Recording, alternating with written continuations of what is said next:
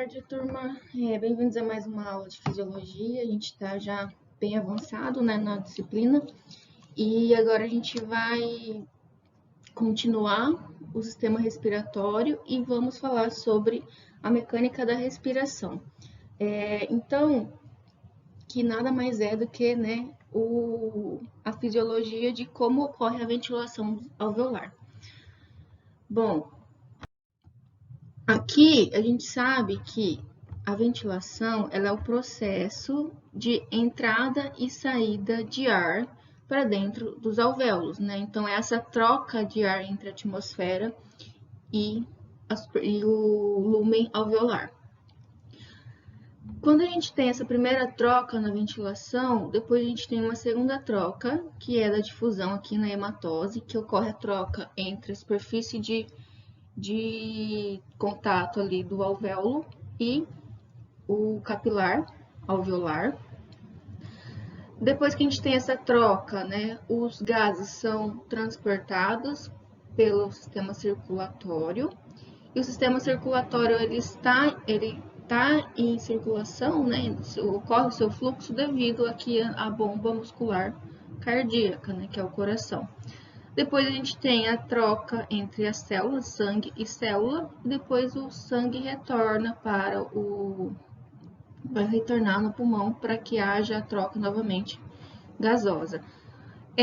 Quando a gente tem um ciclo respiratório, é quando ocorre uma troca, onde a gente tem inspiração e expiração. Então, uma inspiração e uma expiração é o que a gente denomina de ciclo respiratório, que é onde acontece todas essas situações aqui, todas essas trocas. Bom, e aí, gente, para que haja ventilação, é necessário criar um gradiente de pressão, né? Vocês viram lá na última aula que a gente precisa criar um gradiente de pressão para que ocorra fluxo de ar.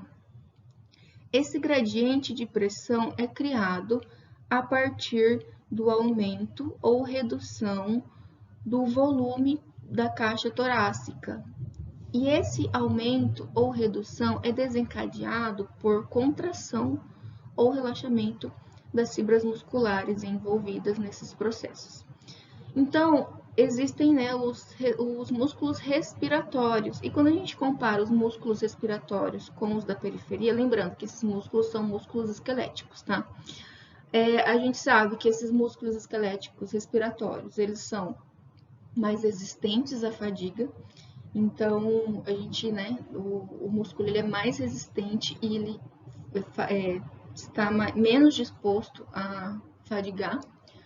Ele tem um elevado fluxo sanguíneo, por quê? Porque ele está em constante contração e relaxamento, né, constante abalos musculares, e isso demanda quantidades de nutrientes e oxigênio para que seja possível a contração muscular. Então, ele precisa ser extremamente perfundido por sangue.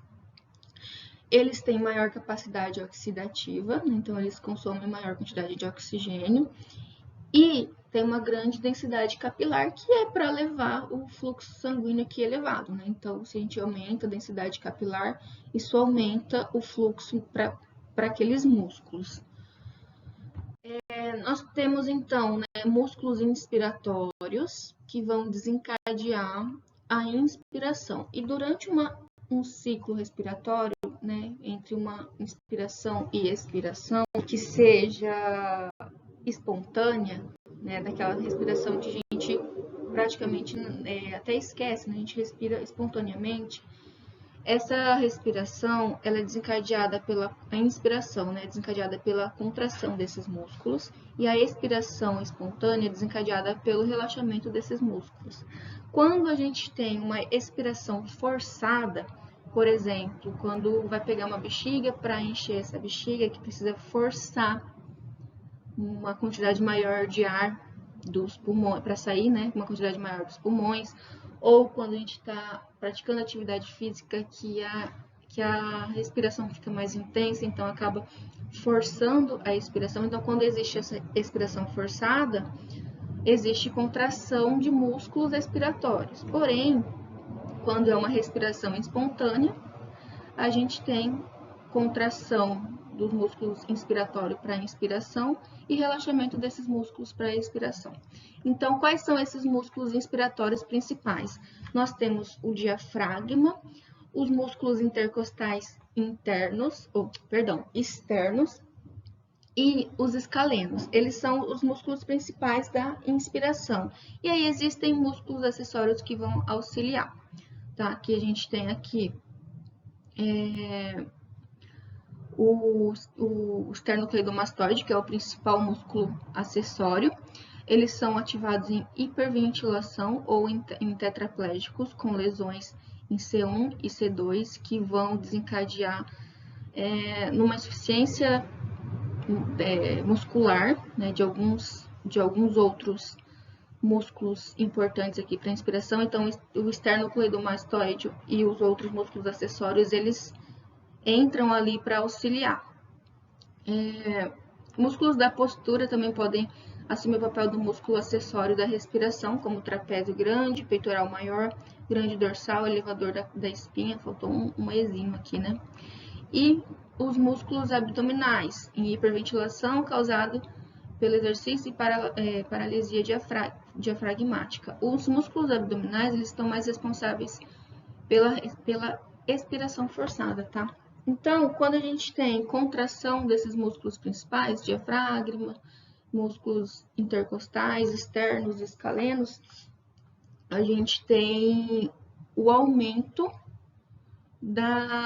do volume da caixa torácica. E quando ocorre o aumento do volume da caixa torácica, isso expande o pulmão. E aí, quando a gente tem o relaxamento desses músculos, a caixa torácica volta ao normal, levando junto consigo o pulmão. Lembrando que o pulmão ele tem uma capacidade elástica. Então, quando a gente estica esse elástico, na hora que solta o elástico, ele volta de maneira passiva, sem precisar colocar nenhuma força, nenhuma energia ali. Então, acontece isso também com o pulmão. Para voltar na expiração, é um movimento passivo, sem necessidade de energia, sem necessidade, então, de contração. Bom, aqui a gente tem o sistema nervoso central, tá? Junto com os nervos. Aqui, né, a gente tem nervo motor e os nervos autônomos, simpático, parasimpático. Porém, quando a gente fala de músculo esquelético, a gente tem que pensar que eles são inervados por neurônios motores, né? Por nervos motores. Então, o diafragma, que é o principal músculo inspiratório, ele é inervado pelo nervo frênico, que ele tem origem, né, dos segmentos cervicais 3, 4 e 5. E os músculos intercostais, que também são um dos principais músculos inspiratórios, eles são inervados por nervos intercostais, que estão no segmento torácico aqui da coluna vertebral. Na real, da medula espinal, né? Bom, aqui, né, só retomando esse conceito que eu falei para vocês na semana passada, não, na aula passada, que o fluxo de ar, ele também obedece aquelas regrinhas que o fluxo sanguíneo também obedece, de diferença de pressão e resistência. Então, a gente sabe que o fluxo sanguíneo vai depender, o fluxo de ar vai depender da criação de um gradiente de pressão, em que a gente tem o fluxo de ar seguindo do local de maior pressão para o local de menor pressão. Então, quanto maior esse gradiente de pressão, maior será o fluxo de ar.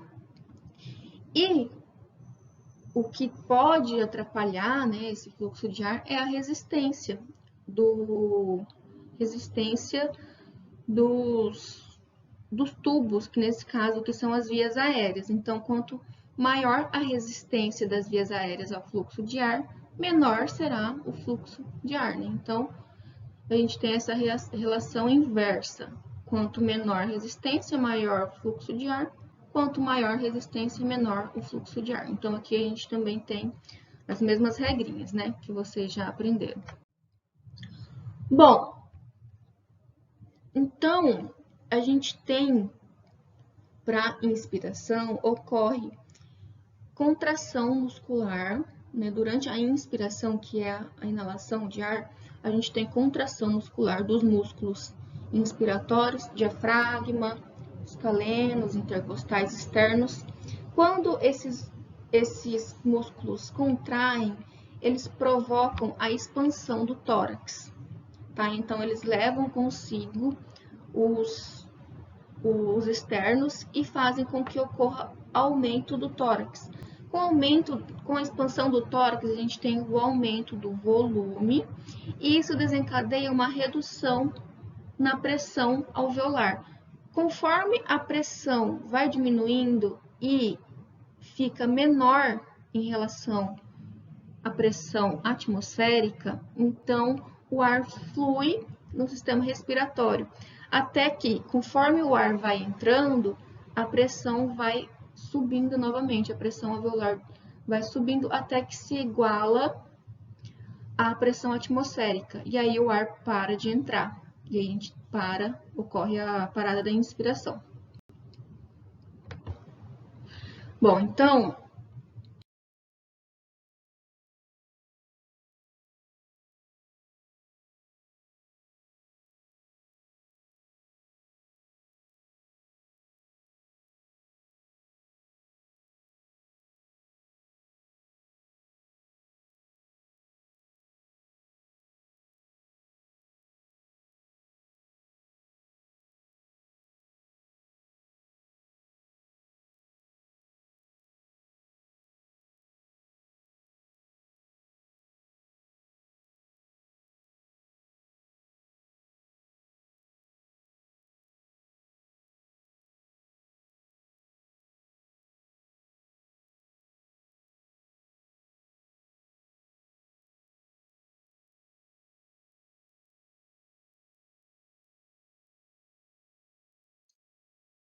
Então, a gente tem aqui, né, para que haja o aumento da caixa torácica, é necessário que haja a contração muscular, né? O principal músculo envolvido na inspiração é o diafragma. Então, aqui a gente tem o diafragma demonstrado na imagem, e quando ocorre a contração do diafragma, veja só nessa outra imagem aqui, a gente tem que o diafragma puxa na direção abdominal, né? Puxa para baixo o pulmão. Então, a pleura parietal, ela fica em contato ali com o diafragma. Então, conforme o diafragma contrai, ele puxa para baixo o pulmão, fazendo com que ocorra aumento do volume intratorácico, né? Aumento do volume do pulmão.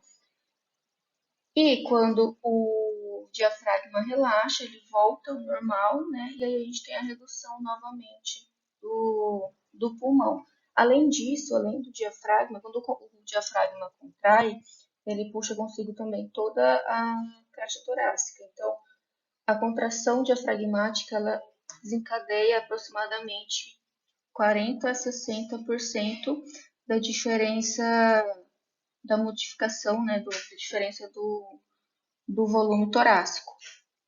Além disso, contração de alguns outros músculos também provocam o aumento do volume torácico, que são os escalenos e também os músculos intercostais externos. Então, como que acontece, né? Esses músculos, quando eles contraem, eles puxam consigo as costelas e o externo. Então, com a contração desses músculos da caixa torácica, né, que eu falei para você, a gente tem o externo sendo puxado para frente, como a gente está vendo aqui nessa imagem, e as costelas, principalmente as costelas superiores, sendo puxadas para cima. Então, no final, né, desse movimento, a gente tem a expansão do tórax para todos os lados, né? Para toda a extensão do tórax, para frente, posterior e para os lados. Esse movimento aqui que acontece com a costela é como se fosse um movimento de alavanca, que é bem similar, por exemplo, aqui no livro ele dá o exemplo do balde. Também esse balde aqui, quando a gente puxa a alça do balde, ele aumenta o raio total da abertura do balde. E isso acontece com a caixa torácica. Quando os músculos puxam a costela, a gente tem esse movimento de alavanca fazendo com que o tórax seja expandido. Então, tem o movimento da costela e do externo, que é desencadeado pela contração dos músculos inspiratórios, né? Escalenos, intercostais externos e o diafragma. Então, aqui os músculos intercostais, aqui está errado, tá? São os externos. E os escalenos, eles fazem essa movimentação da costela e do externo. A precisão exata como que é a contribuição desses músculos para esse movimento ainda é um pouco inespecífica, porque dependendo do tipo de respiração e da situação específica, eles podem ter uma contribuição maior ou menor. Aqui é só para demonstrar para vocês, gente, o diafragma, quando ele contrai, ele puxa para baixo e para trás a caixa torácica. E os músculos acessórios, né, escalenos e esternocleidomastoides. Então, os escalenos eles elevam as primeiras costelas e o esternocleidomastoide eleva o externo. Nesse gráfico, a gente consegue observar a relação entre a alteração da pressão alveolar com o volume de ar que é movido. Então, durante a inspiração, esses pontos A1 e A2 são os pontos da inspiração. Então, quando a gente está em repouso, sem ter nenhuma alteração na caixa torácica, a pressão alveolar, ela está equiparada com a pressão atmosférica. Lembrando que aqui a pressão atmosférica está como zero, porque é só uma forma de comparar, para ficar mais didático, tá? Porque eu falei para vocês que a pressão atmosférica ela muda conforme a altitude, né? Então, nem sempre todas as pessoas estão numa altitude a nível do mar. Então, para ficar mais fácil de estudar e para vocês compreenderem melhor, no livro a gente vê aqui uma pressão atmosférica de zero, só para ficar mais fácil de conseguir visualizar essas alterações de pressão. Então, aqui no início, a gente tem as duas pressões alveolares e atmosférica iguais. Quando ocorre a contração dos músculos inspiratórios e que a caixa torácica é expandida, a pressão alveolar é reduzida. Por quê? Porque o volume de dentro, né, o tamanho da caixa torácica vai aumentar. Então, lembrando daquela lei de Boyle, em que quando a gente aumenta o tamanho do recipiente, né, a gente reduz a pressão no local. Então, conforme a caixa torácica vai se expandindo, a pressão alveolar vai diminuindo. Conforme a gente tem redução da pressão alveolar, isso vai gerar um gradiente de pressão, ou seja, esse gradiente de pressão vai fazer com que o ar entre para dentro do alvéolo, obedecendo a lei que fala que o fluxo aéreo tende do local de maior pressão para o local de menor pressão. Então, conforme o ar vai entrando no alvéolo, isso vai fazendo com que novamente a gente vai aumentando o volume de ar para dentro do alvéolo, como a gente está vendo aqui nessa linha preta, e conforme o ar vai entrando para dentro dos alvéolos, a gente vai tendo novamente a pressão dentro do alvéolo aumentando, até que chega de novo novamente na pressão igual à pressão atmosférica. Então, conforme o ar vai fluindo para dentro dos alvéolos, a pressão vai retornando ao normal até ficar igual à pressão atmosférica. Quando as duas pressões se igualam, o ar para de entrar. E aí depois a gente tem, né, as fases da expiração. Após a fase de inspiração, nós temos a fase de expiração, né, na ventilação. Então, para que haja expiração, os impulsos nervosos, motores somáticos, eles cessam, né? E ao cessar os impulsos, nós temos então relaxamento muscular. Com o relaxamento muscular, o tórax diminui de tamanho, porque as estruturas voltam ao seu local de origem, né, as costelas, o externo, o diafragma, fazendo com que ocorra retração da caixa torácica. Além disso, tem que lembrar que os pulmões têm tecido elástico, então ele gera uma retração. É o mesmo movimento que acontece, por exemplo, quando a gente estica um elástico e solta. Ele tende a voltar ao seu tamanho original. Com o tórax diminuído, então, a gente tem a pressão alveolar aumentada, porque diminui o tamanho, o volume do recipiente, entre aspas, né, do ar, e isso comprime, causando o aumento da pressão. Quando a pressão alveolar excede a pressão atmosférica, o ar é expelido. Então, a gente tem um fluxo de ar para fora do trato respiratório. Então, aqui voltando naquela imagem do gráfico, aqui no final da inspiração, as pressões alveolar e atmosférica estão equiparadas, né? São iguais. Conforme ocorre a retração da caixa torácica, a gente tem o aumento da pressão alveolar e com o aumento da pressão alveolar, que excede a pressão atmosférica, a gente tem o ar sendo exalado. Então, a gente vê aqui nessa linha preta que o volume de ar movido vai se reduzindo, né, porque ele está saindo do trato respiratório. Conforme o ar sai dos alvéolos, novamente a pressão alveolar vai se reduzindo até ficar igual à pressão atmosférica. Então, aqui nesse ponto A5, a gente tem o final de um ciclo respiratório, que incluiu uma inspiração e uma expiração.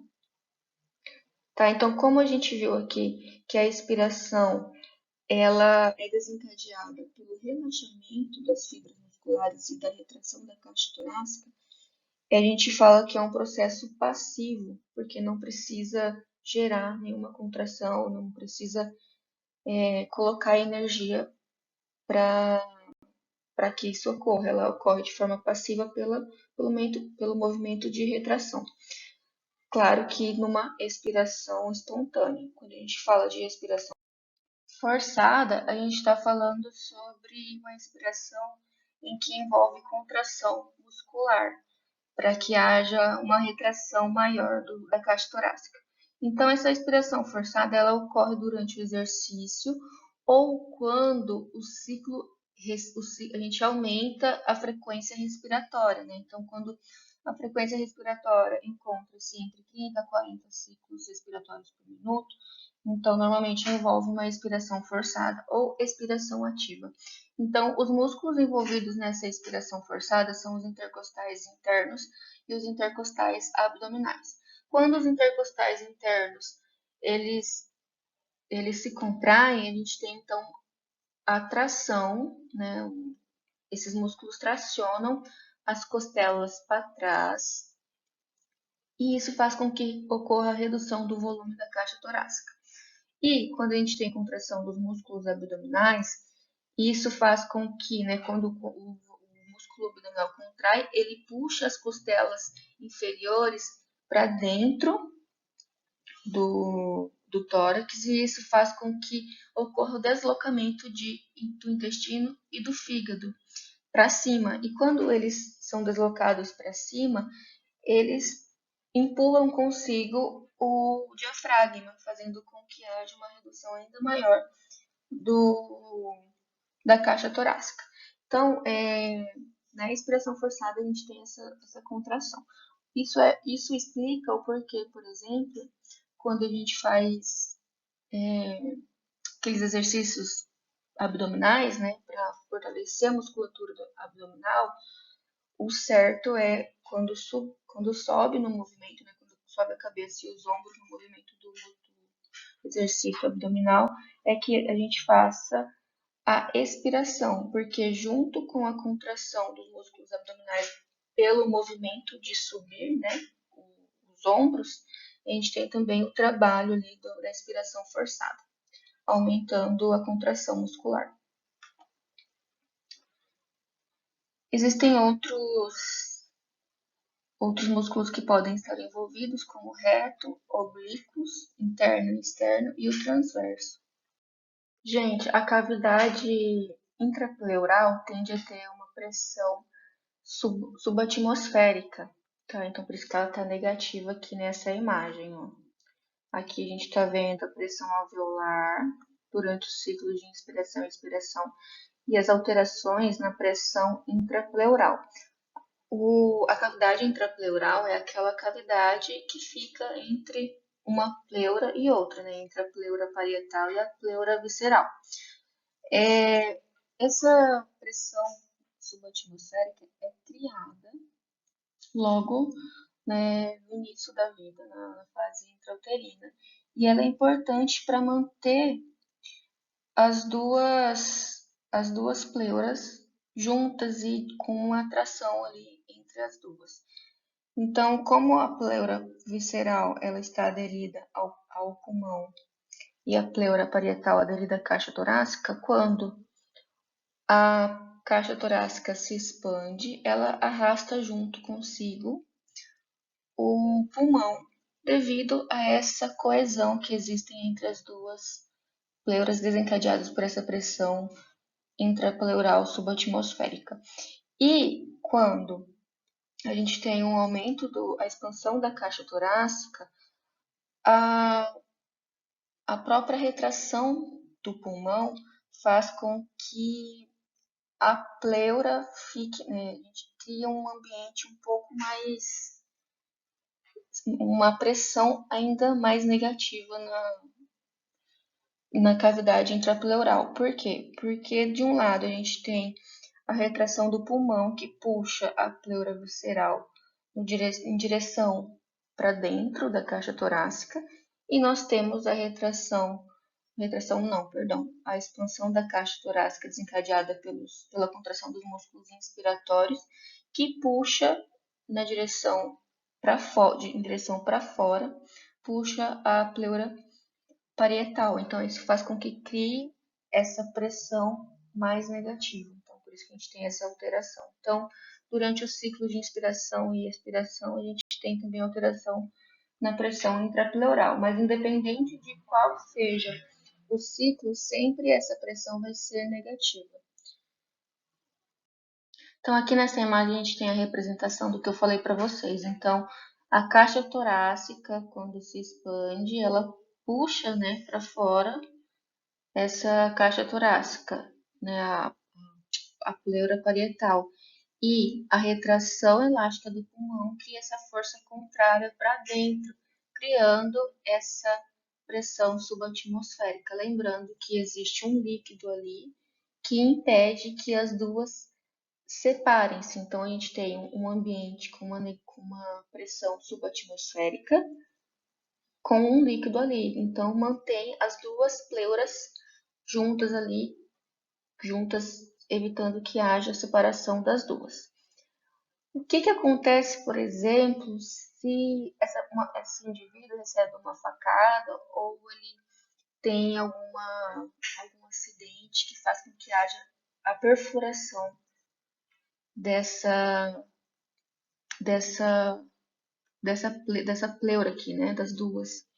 A gente tem a interrupção dessas duas pleuras, impedindo que haja uma interconexão entre caixa torácica e pulmão.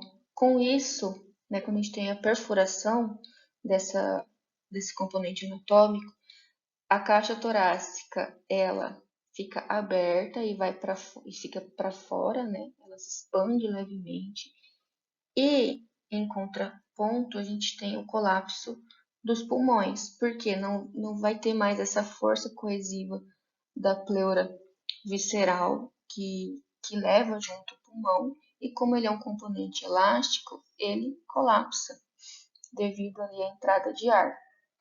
Essa condição é denominada de pneumotórax, quando existe o colapso dos pulmões por essa perda aqui das pressões intrapleurais. Para compreender essa pressão subatmosférica da pressão intrapleural, a gente pode fazer uma analogia daquelas embalagens que são embalagens de alimentos que estão a vácuo, né? A gente não consegue movimentar os dois lados da embalagem quando ela está totalmente fechada e embalada a vácuo. Quando a embalagem é aberta e perde-se o vácuo e entra ar dentro da embalagem, a gente consegue já movimentar o alimento dentro da embalagem. Então, é basicamente isso que acontece, por exemplo, no caso do pneumotórax, em que a gente tem a perfuração aqui da caixa torácica. Gente, conforme a gente já falou, né, a respiração, pelo menos a inspiração, né, ela necessita de um trabalho para criar o gradiente de pressão, para que haja o fluxo de ar para dentro dos alvéolos, né?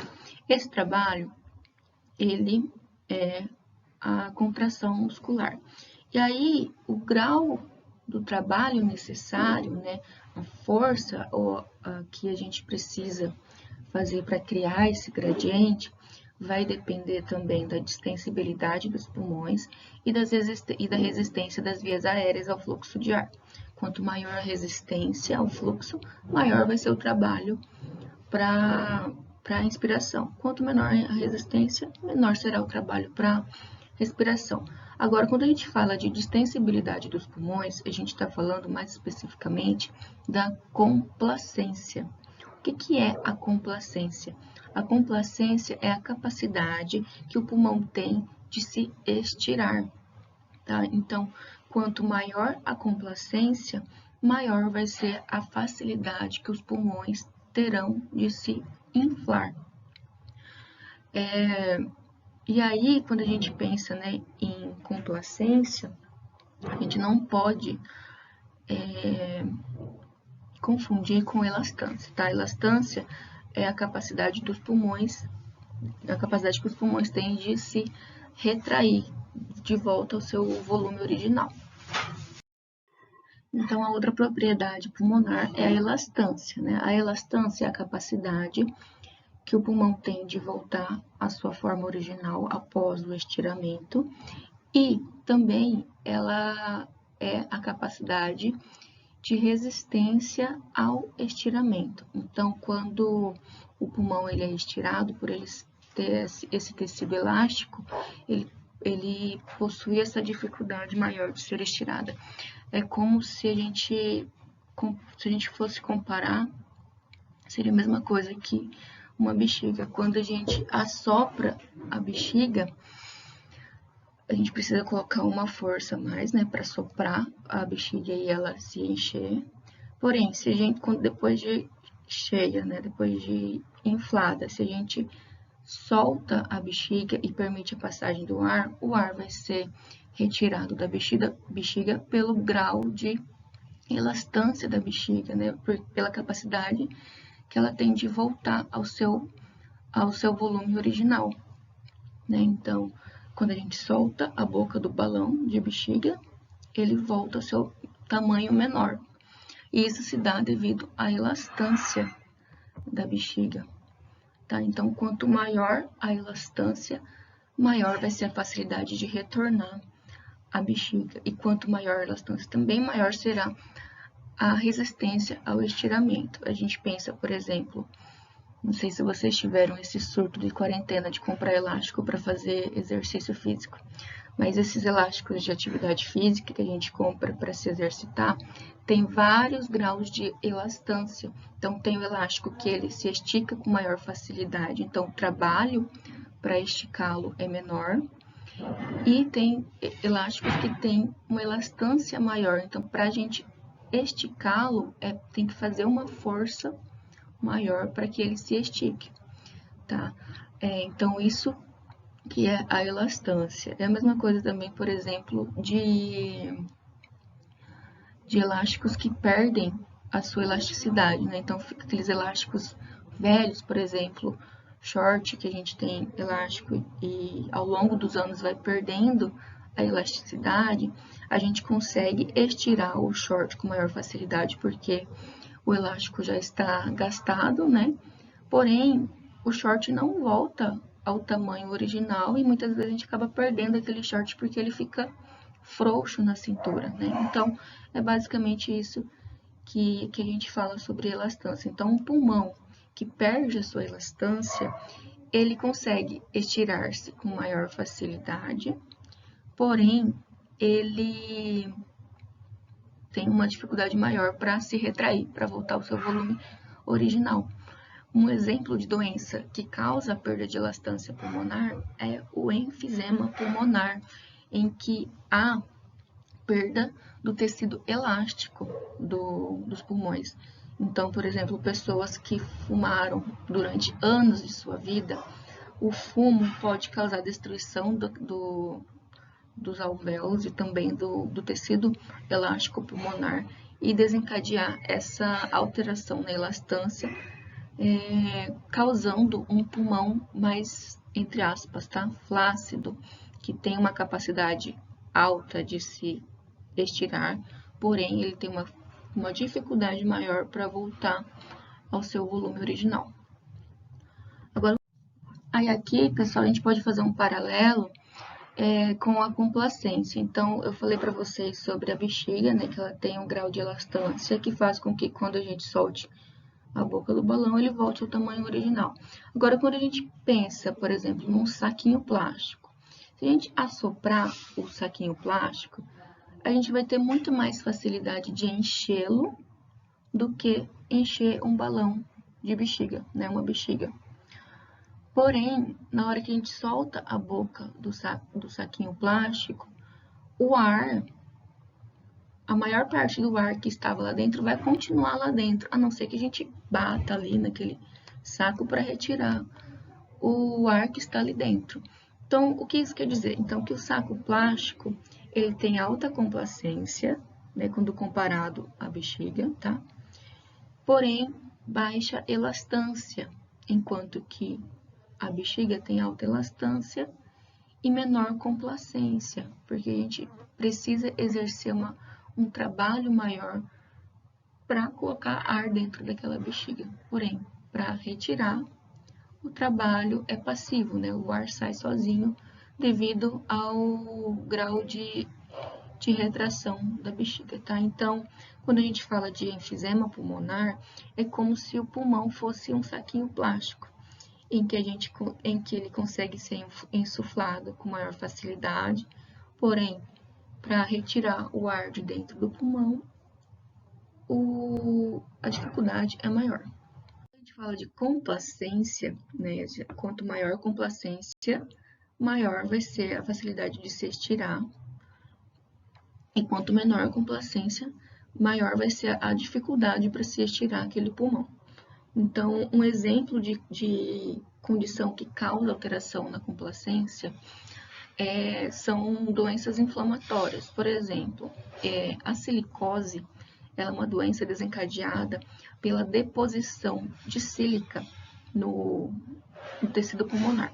O que é a sílica? Gente, a sílica ela é uma partícula que sai, né, de algumas condições, por exemplo, o jateamento de areia, né, então ela tá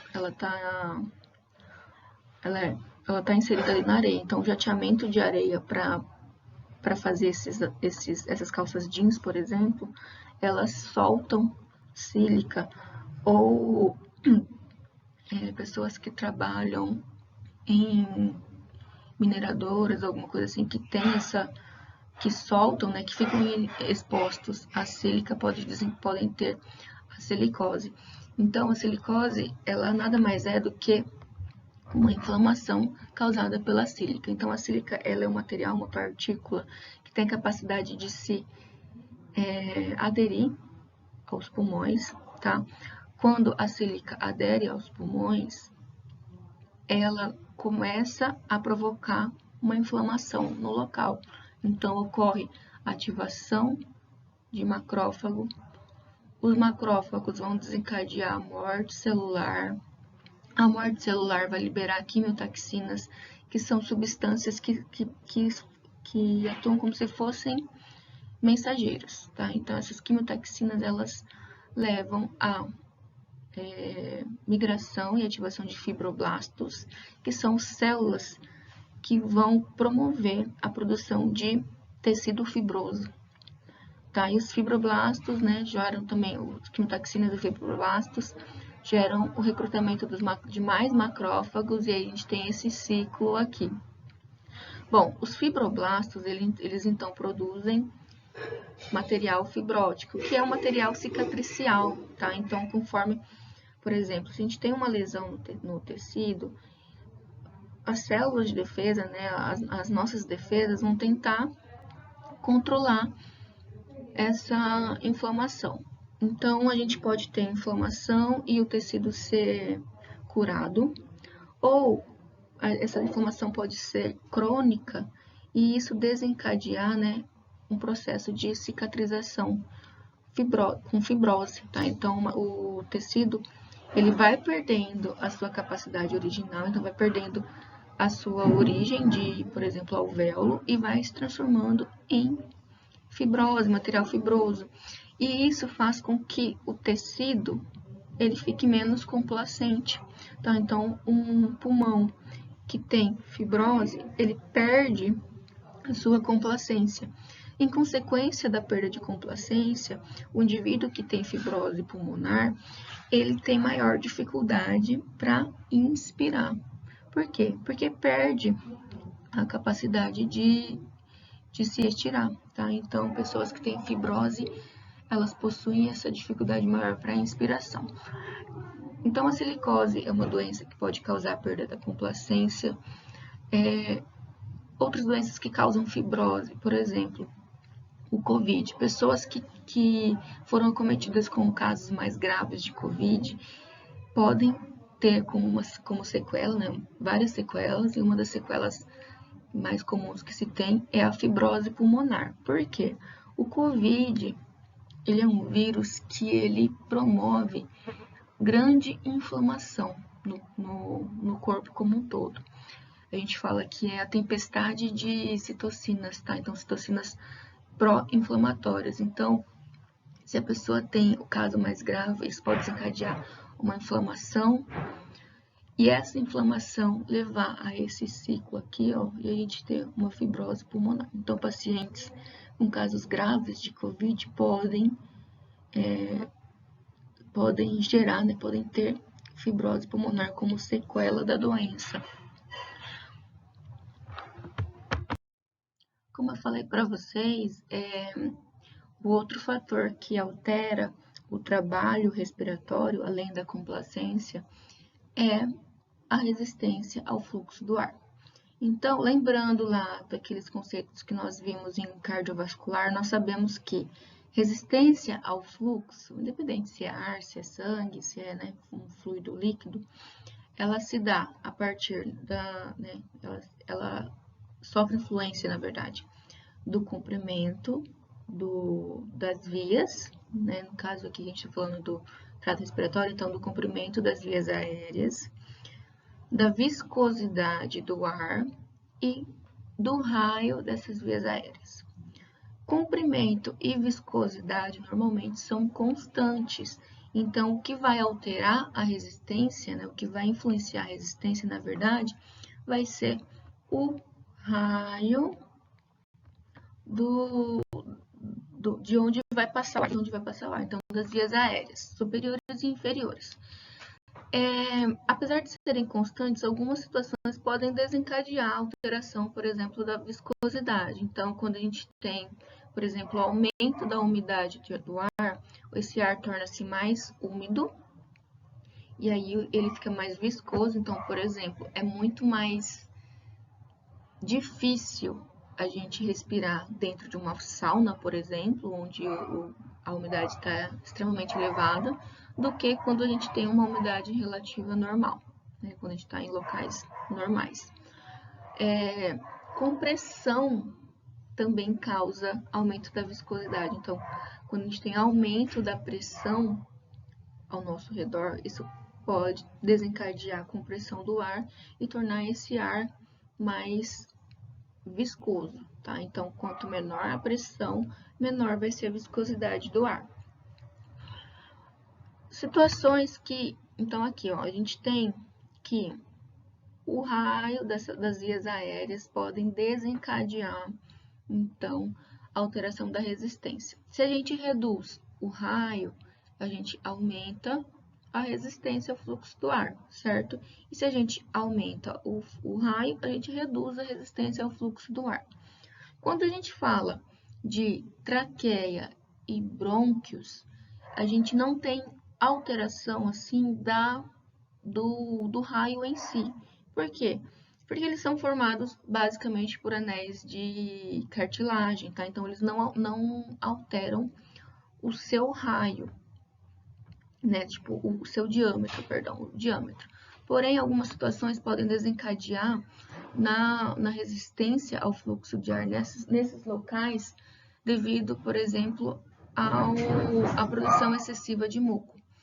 Então, quando a gente tem alergia, né, alguma outra situação que causa excesso de muco nessas vias aéreas, a gente pode ter redução do lumen e, consequentemente, redução da passagem de ar, né, aumento da resistência.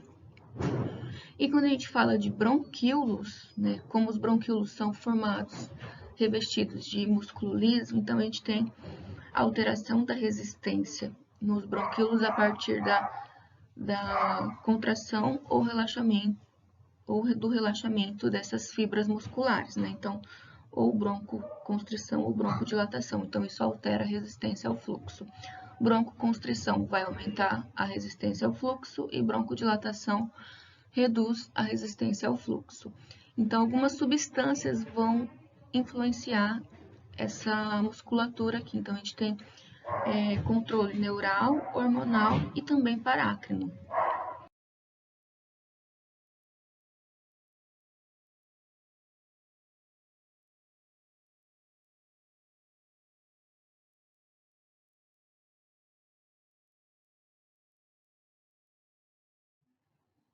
Os principais fatores que vão promover, gente, esse controle minuto a minuto de broncodilatação ou broncoconstrição vão ser sinais parácrinos.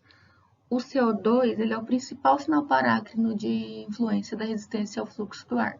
Então, quando a gente tem aumento de CO2, isso vai desencadear o relaxamento das fibras musculares, né, fibra muscular lisa, dos bronquíolos, perdão, e vai promover então a broncodilatação. Por que que isso é importante? Porque isso reduz a resistência ao fluxo de ar e, consequentemente, aumenta o fluxo de ar. Então, quando a gente tem excesso de CO2, isso faz com que ocorra aumento da ventilação alveolar para tentar compensar esse aumento de CO2. A histamina, ela é uma substância parácrina produzida por algumas células, como por exemplo mastócitos, que são células sanguíneas. Esses mastócitos, então, eles liberam histamina, e a histamina, ela provoca a broncoconstrição, tá? Então, quando a gente tem reações alérgicas, por exemplo, a gente tem aumento de histamina, a histamina provoca a broncoconstrição. Por isso que é muito comum, por exemplo, medicamentos antihistamínicos para controle da alergia, porque ela provoca, né, um antihistamínico, ele reduz a secreção de histamina e, consequentemente, reduz a broncoconstrição causada pela histamina. Agora, sinais neurohormonais que controlam a resistência ao fluxo são sistema nervoso parasimpático, em que a acetilcolina liga-se a receptores muscarínicos e provocam a broncoconstrição. O sistema nervoso simpático normalmente não tem influência na resistência ao fluxo de ar, perdão. Ai, minha garganta secou. Porém, nos bronquíolos a gente tem receptores beta-adrenérgicos do tipo 2 que respondem à adrenalina. E esses receptores, a partir do momento que ligam-se à adrenalina, eles provocam a broncodilatação. Tá? Então, é muito comum utilizar agonistas beta-adrenérgicos para promover a broncodilatação em casos, por exemplo, de asma ou alergias. Aqui que eu falei para vocês, né, a bombinha, essas bombinhas aqui que asmáticos usam, podem ter no aerosol, né, como substância, um agonista beta-adrenérgico, que vai desencadear na broncodilatação e auxiliar esse paciente a respirar com maior facilidade, porque aí reduz, né, a resistência ao fluxo. Gente, para a aula de hoje era só isso. Na próxima aula a gente vai falar sobre espirometria, que é um exame que é utilizado para avaliar a função pulmonar. Então, nessa aula de espirometria, a gente vai conhecer os volumes e as capacidades pulmonares e como que a gente consegue avaliar a função pulmonar a partir desses parâmetros e como que é feito esse exame, né, a espirometria. Então, obrigada pela atenção de vocês e até a próxima aula.